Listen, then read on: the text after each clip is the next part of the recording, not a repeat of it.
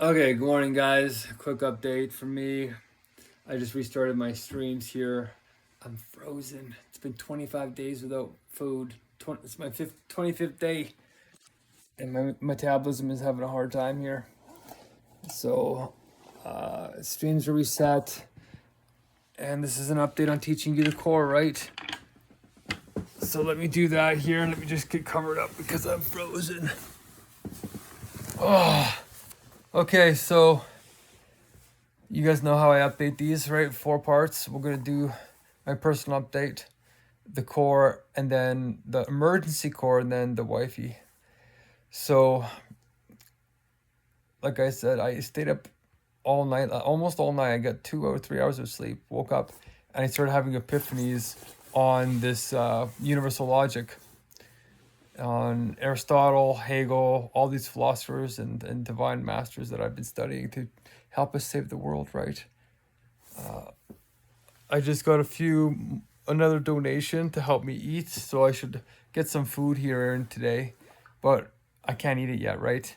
Because the meeting yesterday went well, but not well enough that I can eat. I have 700 more blessings, but I just sent out some forms because people were inspired by the meeting. They're designed well enough, even at scale now, that they want to invite their friends. And so I made a special recruitment form for them.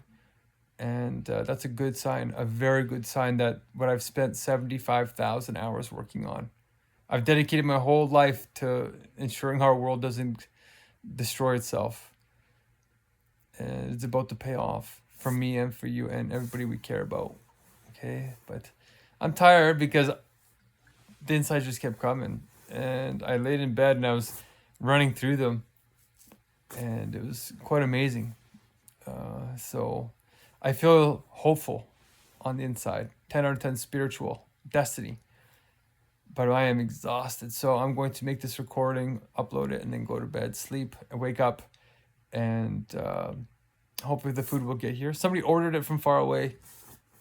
So I feel blessed that they're looking out for me. And somebody else offered to pay my internet bill here and a few other things. So I'm holding on by a thread. But we need your help, okay? So that's my personal update. My head's like buzzing. I need sleep. When you're 25 days without food, you need to rest. But I'm still being very productive. And have figured out why I was feeling sick a lot of the time. Okay, so that's me. Core. Okay, so the one sentence is One World Spirit Core is about time compression through clarity on ego wisdom. The problem is the Megacrisis. The solution is the 2 sacred sentences, and the implementation is flow, rules, and flocks, right? So we're going back into the Megacrisis and unpacking the meta crisis within that, right? Because it's Megacrisis, meta, and poly. Meta and poly are compounding. So within the meta, we covered that it's cultural, right? Cultural decline of agency and meaning. So today we're going to cover the decline in trust, which has to do with culture. Trust is built through consistency. People can predict what you're going to do as a good person, right? They can trust you. And trust isn't an all or nothing thing. It's a degree scale, right? So think about it that way. You'll trust somebody 1 out of 10 with your maybe walking your dog or something, but you won't trust them with your bank account, right? So right now, our cultures are not building trust, they're decreasing trust because people are becoming more fragmented. That's the root crisis, as you guys know. The heart of the crisis is fragmented consciousness. And we know how to solve that for the first time with universal logic. But when you're in a culture or in a society that's fragmented, you see yourself as separate from another person and you start to hoard your own resources because you don't know if that person's going to reliably act like a good person in your eyes, right? You don't see yourself in them. But when you see yourself in them, your ideal self in them, that's where trust builds. And that's a logical operation as well as an emotional. Universal logic is emotional and analytical at the same time. Okay, so we need to change the culture to address the meta crisis of declining trust, or else people are going to continue to separate and fragment. Because the less and less you trust somebody else, the faster you distrust them, unless you have enlightened self-interest. And our culture does not cultivate that right now. But we do here at One World Spirit and Fair World Spirit, actually. What's an example of this? Consumer trust is going down in companies because wealth concentration is at all-time highs, and it's getting worse. And it doesn't look like, and the trust in our governments is also at all-time lows, because people don't trust that there's going to be a universal basic income as AI is replacing everybody, right? So that's the next part of the core. And without trust, you pay something called a trust tax. Look at a book called The Speed of Trust. There's something called a trust tax, where things get harder and harder. If you try to live on the land, if you go and study these people that are like fantasizing about living off the grid, which is great, I would love to go to the mountains. When they actually go and do that, and they have to raise their own livestock and then do all the work and get the firewood and get everything, it's exhausting.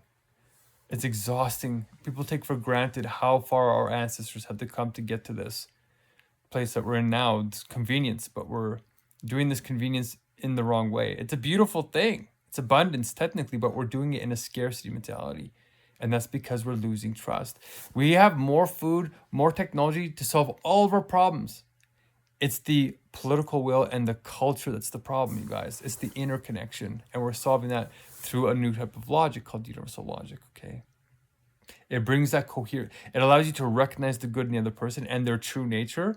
And when you speak your words and you communicate to them, it actually increases the chances of them being good. It brings that spirit out of them. Oh, wow. Okay, so that's the core right there for today. One part.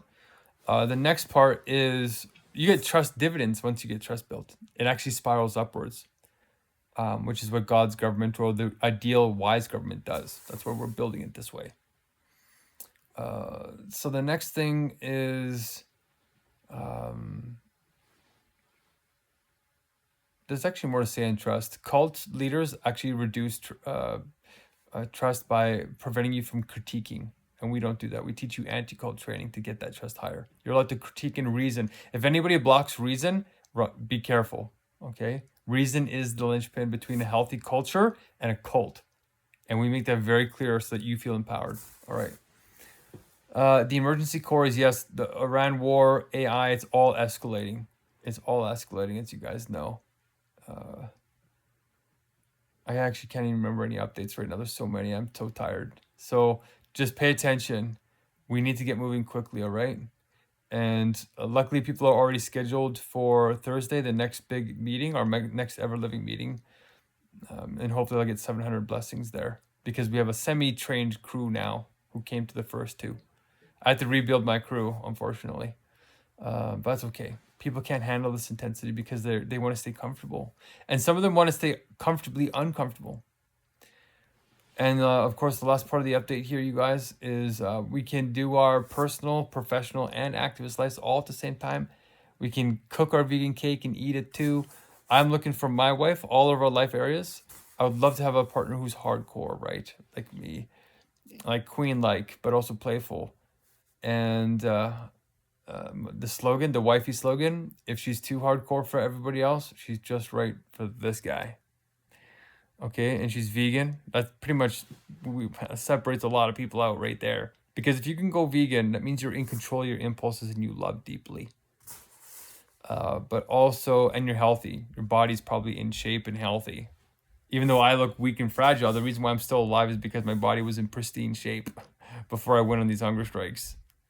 Otherwise, I probably would have had a heart attack by now or something. Right? When you eat, here's the one thing you should know. When you eat animals, you guys, and their milk, our bodies aren't supposed to eat that stuff. Our bodies are designed for plants for millions of years. So when you eat meat, that type of sustenance actually is what builds up in your arteries. Plants don't build up in your arteries. So heart attacks, the fat in your arteries, they're called atherosclerotic plaques. They build up only with meat eaters. So I don't have any of that in my heart. It's been 10 years. My body's as cleaned up as it can be by this point. So anyway, that's my wife, and she's a deep, wise, old soul, and she will risk her life for others. Okay. She will set that example. I shouldn't have to wake up in the morning and ask her to be inspired. She will wake up and inspire me, just like I will do the same for her. All right. And that's because people who can do that are motivated by a deep, deep love, something greater than themselves. They've realized the purpose of life to a much higher level. Okay.